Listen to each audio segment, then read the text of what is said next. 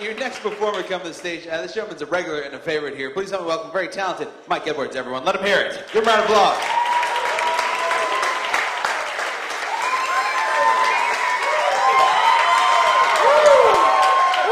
Thanks for that. Thanks for that. Kind of makes me wish I had written some jokes. I want to start off, guys, on a solemn note. I want a moment of silence for Michael Jackson and Farrah Fawcett. Yeah. It's always sad when two beautiful white women die. Let's get a moment of silence, too, for Voldemort. This guy can't catch a break. What is this, like 5 movies he's lost in? Like, you're the Lord of Darkness. If you're going to lose an epic battle every time, get some pussy or something. Guys, anybody see the new Harry Potter movie? Guys, show of hands. Show of hands. Show of virgins. I don't like those movies, man. They're too predictable. I'll tell you what movies I do like. I like the Saw movies. You don't know what the fuck's gonna happen. The only thing I don't like is why are the crazy people always white? Fuck is up with that? It got me thinking, what if Saw were black? What would that be like? Wake up in a cold, dark room, can't see shit. And then a voice comes on. I want to play a game. Basketball.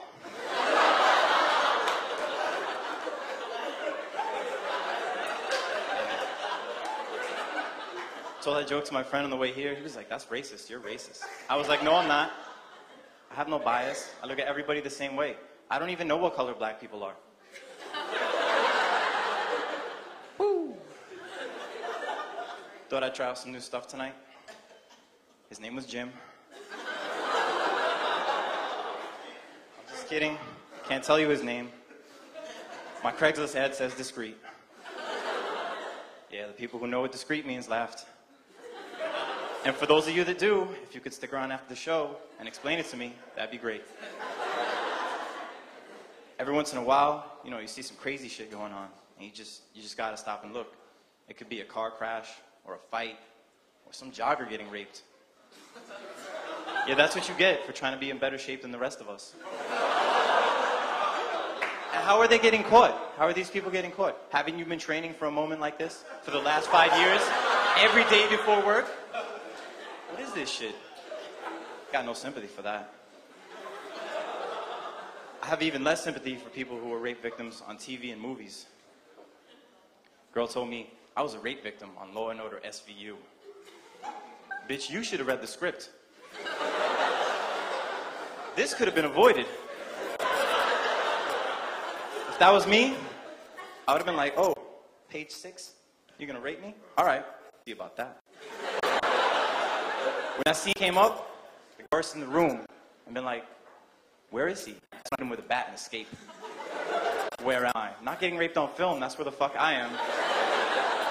I tried to. Speaking of rape,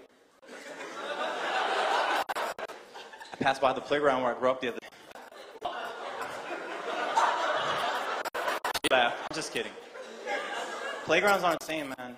Playgrounds are dangerous places, you know? They're not the same now. When did it become a rule that all playgrounds have to be in the shape of gay pirate ships? That shit's not cool. And don't tell me pirate ships were gay. A few key phrases will clear that up. Yar, she blows. Land ho. You know what I'm talking about. But the playground, like, it was coated in foam rubber so the kids wouldn't get hurt. It wasn't like that in my neighborhood. I grew up in Jamaica, Queens. We were coated in a thin layer of poverty to keep us from getting hurt. Oh, they're from Jamaica. Oh, sorry about that. I knew you were coming. Anyway, when you see that crazy shit going on, you know, you keep a safe distance. Then every once in a while, you run into somebody who has the inability to keep an appropriate distance from a dangerous situation. These people are commonly referred to as cops.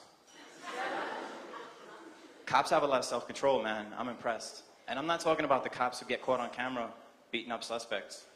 Really, guys? It's 2009. People will tape anything, no matter how worthless it is. You guys want proof?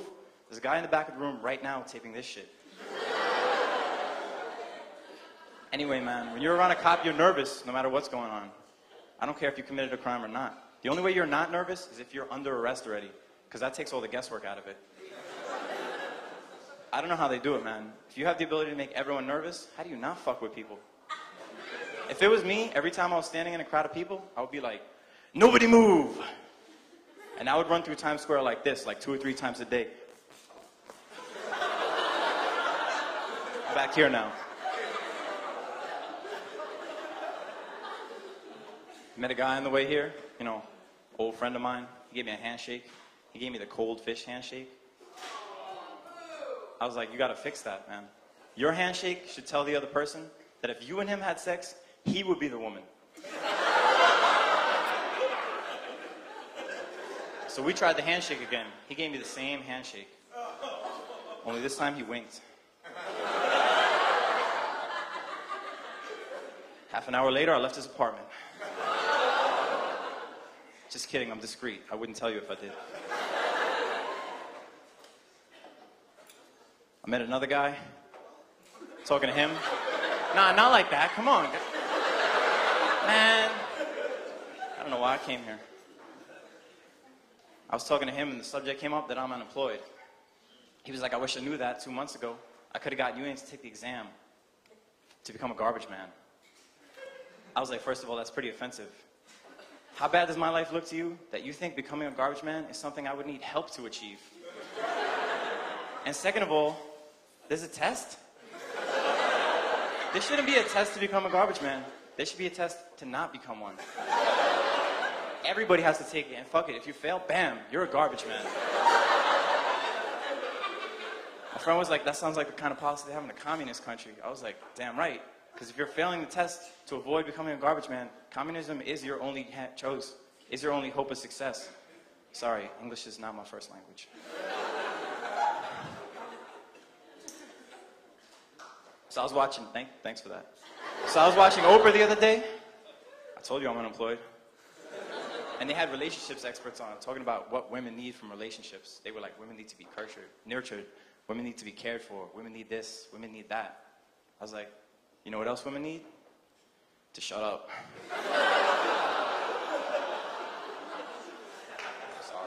My friend was like, don't tell that joke. You're going to hear about it from a lot of girls after the show. And I was like, not if they were listening carefully.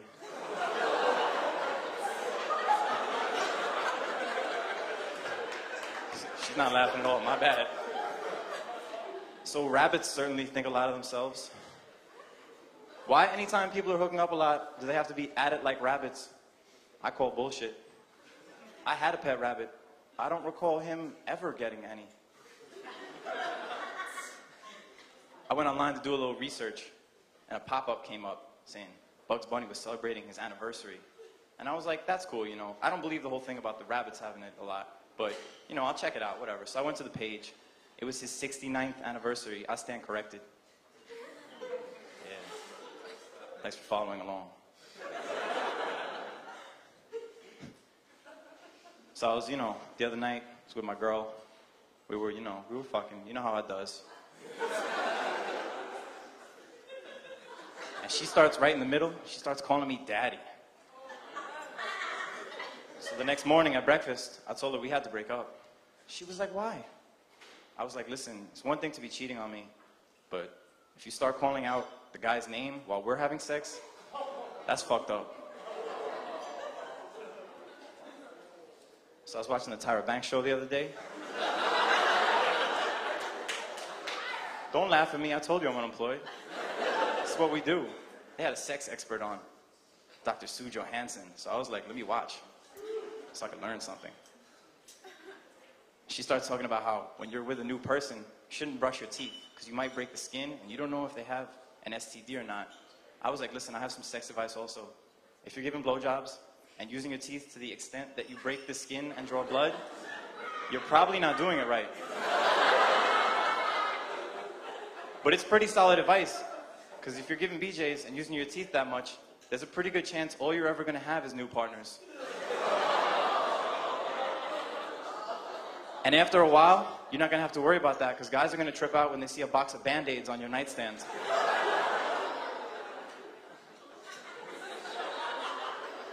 I just want to thank Gotham for putting a lot of pretty white girls in the front row when I was going to tell rape jokes. It's kind of depressing. I just want to leave you guys with a moral dilemma I've been having. Is it racist that I laughed when I saw a black guy drinking from a world's best brother coffee mug? That's my time, guys. You guys have been great.